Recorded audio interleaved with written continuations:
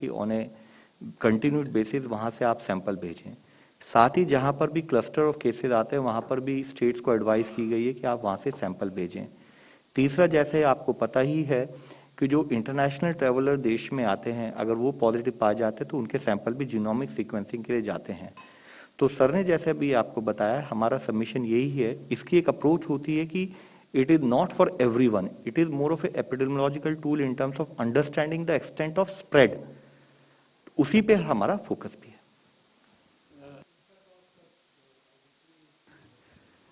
Bulletin है, it's available in the public domain and you can check. We can bring the more updated numbers next time. Thank you. Sir, how many cases of Omicron have so far been reported in the country which do not have a travel history? And does that mean that we are already in community transmission of Omicron? जो अभी तक के cases आए हैं उसमें अधिकतर cases की travel history है, कांटेक्ट हिस्ट्री है।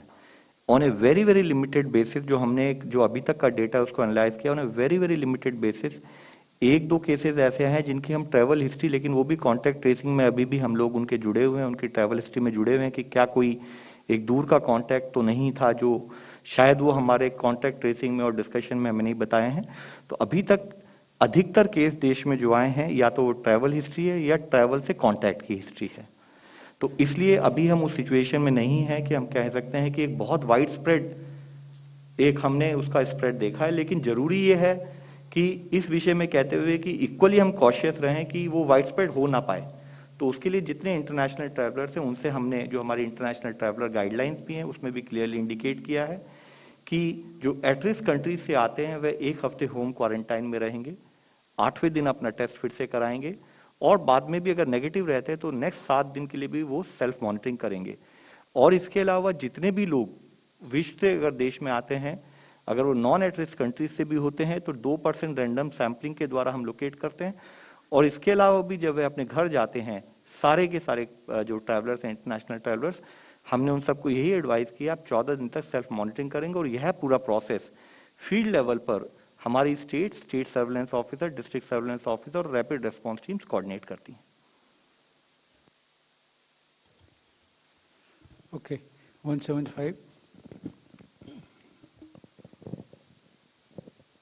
सर, अभी तक जितने यात्री ओमिक्रॉन पॉजिटिव आए हैं उनमें से सभी यात्री ऐसे हैं जिन्होंने वैक्सीन लगवाई हुई थी।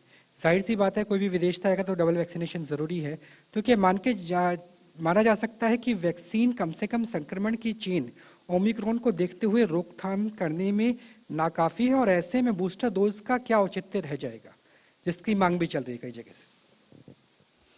Before technical guidance is given by sir, मैं आपसे बिल्कुल क्लियर शब्दों में कहना चाहूंगा, जैसे आपने जो क्वेश्चन पूछा है क्या ये नाकाफी है, आई थिंक ये बिल्कुल ही एविडेंस के अगेंस्ट है। मेरी आपसे एक रिक्वेस्ट है, जहां इस स्थाई पर इस फोरम में इस मंच पर आकर हम आपके द्वारा कंटिन्यूस रिक्वेस्ट करते हैं कि वैक्सीनेशन एक बहुत सुदृढ़ तरीका है अपने आप को बचाने का।